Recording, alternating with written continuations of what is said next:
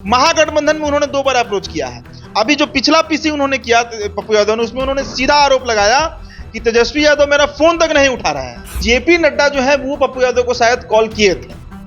जगत प्रकाश नड्डा जो है बीजेपी के राष्ट्रीय अध्यक्ष, उन्होंने पप्पू यादव को अप्रोच किया था कि आप पूर्णिया लड़िए एनडीए का टिकट। लेकिन पप्पू यादव उधर अभी बहुत इंटरेस्ट नहीं दिखा रहा है। पप्पू यादव ने अगस्त के पहले सप्ताह तक का अल्टीमेटम दिया है महागठबंधन को कि अगर उनको कॉल नहीं जाता है नीतीश कुमार, लालू प्रसाद यादव और तेजस्वी यादव से, तो वो अकेले चलेंगे, एकला चलो के राह पे चलेंगे। उन्होंने कह दिया है, इस बात को प्रेस कॉन्फ्रेंस में ही कहा है। मधेपुरा से इस बार पप्पू यादव के बेटे सार्थक रंजन जो है वो भी प्रत्याशी बन सकते हैं जाप के टिकट पर। लेकिन नीतीश कुमार का जो फॉर्मूला है 1:1 फाइट का, कि एक तरफ एनडीए का प्रत्याशी हो और एक तरफ महागठबंधन का प्रत्याशी हो, उसमें अगर बीच में पप्पू यादव खड़े हो जाएंगे तो नुकसान महागठबंधन का है। मधेपुरा हुआ, सुपौल हुआ, या कटिहार हुआ, या सहरसा कह लीजिए, अररिया कह लीजिए, ये जो 5-6 लोकसभा सीट है, इसमें अगर किसी भी सीट से पप्पू यादव अपने प्रत्याशी को उतार देते हैं और तो महागठबंधन का 1 से 1.25 लाख वोट बिहार में वो काट सकते हैं इन 5 से 6 लोकसभा सीटों। विपक्षी एकता की दूसरी बैठक भी हो गई और एनडीए ने अपने 30 दलों को एक साथ जोड़ लिया।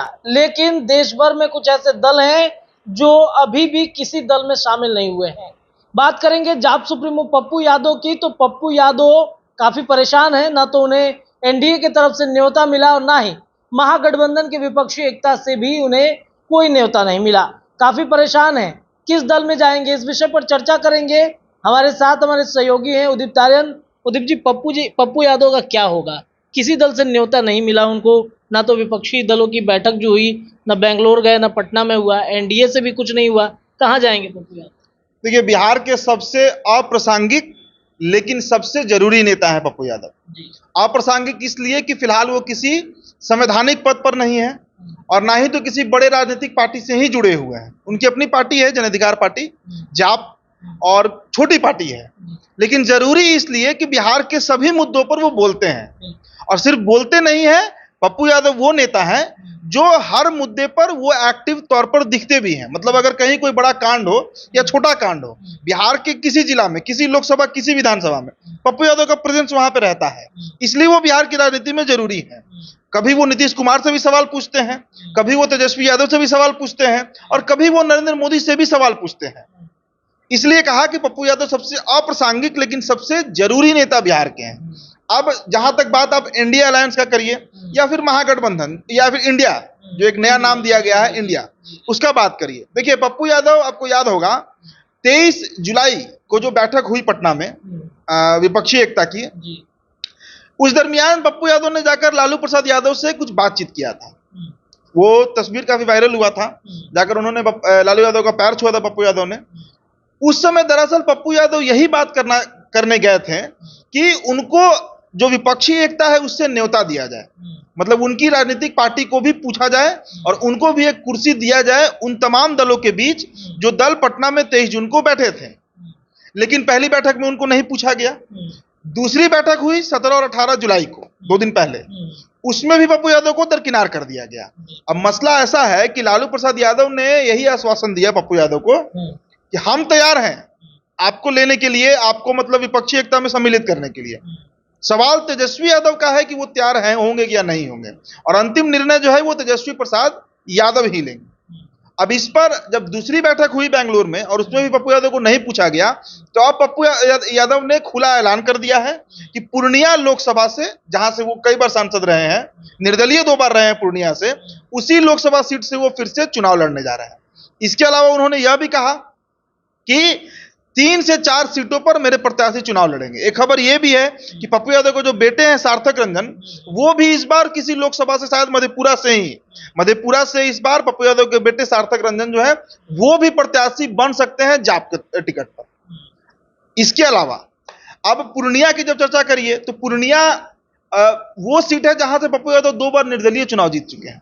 पप्पू यादव 5 बार सांसद रहे हैं, 1991 में, 1996 में, 1999 में और 2004 और 2014 में। तो ये कहना गलत होगा कि पप्पू यादव जो है वो निर्दलीय नहीं जीत सकते हैं। बेशक उन्होंने 2 बार पूर्णिया फतह किया है। इसके अलावा अगर निर्दलीय वो लड़े 2019 में, या उनकी मां लड़ी थी पूर्णिया में 2009 में भाजपा के खिलाफ, उनको 1.25 लाख वोट आया था जब जेल में थे। पप्पू यादव वो राजनेता है जो 17 साल अपने जीवन का जेल में काटे हैं, 17 ईयर्स। 17 साल तक। तो 1 से सवा लाख वोट तो इनका फिक्स है, जो पूर्णिया और मधेपुरा में इनको मिलना ही मिलना है, किसी भी लोकसभा से दोनों में से लड़ जाए।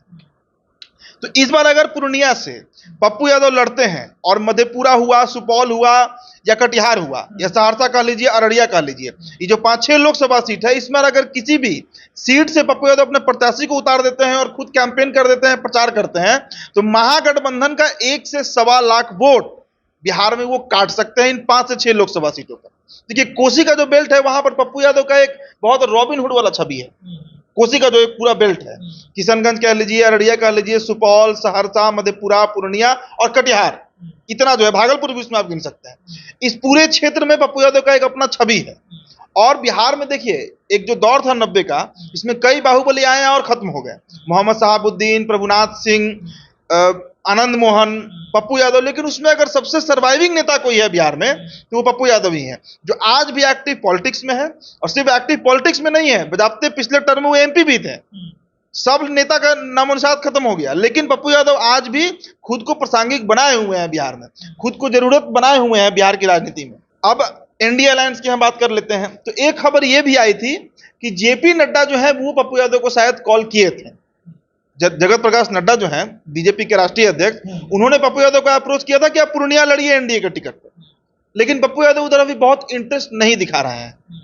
इनको एक आस है कि कांग्रेस, चूंकि इनकी पत्नी जो है वो कांग्रेस से ही सांसद है राज्यसभा की, रंजीत रंजन जो है, वो हो सकता है कि इनको कांग्रेस के मार्फत विपक्षी एकता में सम्मिलित कराएं और महागठबंधन में ही इनकी एक सीट, इनको कम से कम पूर्णिया जो है वो इनको मिल जाए। और एक बात मानिए कि अगर महागठबंधन इनको टिकट देती है, तेजस्वी यादव तैयार हो जाते हैं, तो मधेपुरा या पूर्णिया दोनों में से 2 सीट या 1 सीट तो पक्के तौर पर, जहां से लड़ेंगे खुद पप्पू यादव, वो सीट महागठबंधन पक्के तौर पर निकाल लेगी। इनका अपना वोट बेस है, और प्लस महागठबंधन का वोट अगर जुड़ेगा तो ये अच्छे मार्जिन से जीतेंगे, चाहे मधेपुरा या पूर्णिया दोनों कह लीजिए। तो कुल मिलाजुलाकर यही है कि त्रिशंकु स्थिति में पप्पू यादव है। नाम अभी तो एनडीए से उनकी बात बनी है, एनडीए से ज्यादा बात हुआ भी नहीं है। महागठबंधन में उन्होंने 2 बार अप्रोच किया है। अभी जो पिछला पीसी उन्होंने किया पप्पू यादव ने, उसमें उन्होंने सीधा आरोप लगाया कि तेजस्वी यादव मेरा फोन तक नहीं उठा रहे हैं। 4 दिन पहले का बात है, 3-4 दिन पहले का बात है।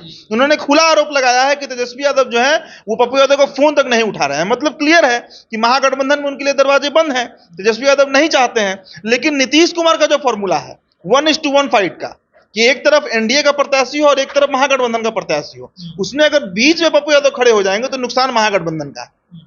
और 1-1.5 लाख वोट का कम से कम नुकसान है, कम से कम 1-1.5 लाख वोट का। और जितना काम पप्पू यादव ने किया है जमीन पर, हो सकता है कि 2 लाख वोट तक का नुकसान महागठबंधन को हो जाए। पूर्णिया कह लीजिए, मधेपुरा कह लीजिए, सुपौल, कटिहार, अररिया, ये जो क्षेत्र है उधर किशनगंज में। तो क्या अगर मान लीजिए कि महागठबंधन का रास्ता तो बंद हो गया है, एनडीए की तरफ वो जाएंगे क्या? क्योंकि पूरी राजनीति उनकी देखी जाए तो कहीं खिलाफत में ही राजनीति रही है, एनडीए में जा सकते हैं, आराम से जा सकते हैं। एनडीए में जाना कोई बड़ा मसला नहीं है, अगर उनको मन मुताबिक सीट बीजेपी दे दे, बीजेपी तैयार हो जाए। एक ही शर्त है पप्पू यादव का कि वो अपना पार्टी विलय किसी में नहीं कराएंगे। जन अधिकार पार्टी जो है उसका विलय नहीं करवाएंगे किसी भी दल में, ना तो वो कांग्रेस में विलय करवाएंगे, ना आरजेडी में करवाएंगे, ना बीजेपी में करवाएंगे, किसी भी दल में नहीं करवाएंगे। मतलब जाप अपने ही टिकट पर, अपने ही सिंबल पर चुनाव लड़ेगी।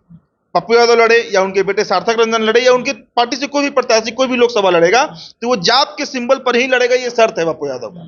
अब इस पर अगर बीजेपी तैयार हो जाए, क्योंकि बीजेपी तो कई दलों को एक्सेप्ट की है, पशुपति कुमार पारस है, चिराग पासवान की पार्टी लोजपा रामविलास है, उपेंद्र कुशवाहा की रालोजद है, राष्ट्रीय लोक जनता दल, इनके अलावा हिंदुस्तान आवाम मोर्चा के जीतन राम मांझी हैं, मुकेश सहनी का भी बात चल ही रहा है, नागमणि से भी बात चल रहा है। तो एक पप्पू यादव को सीट देने में बीजेपी को कोई बहुत नुकसान नहीं है। और पप्पू यादव के एनडीए में आ जाने से हर लोकसभा में कुछ वोट, 10,000 वोट मानिए, वो बीजेपी के साथ जुड़ जाएगा।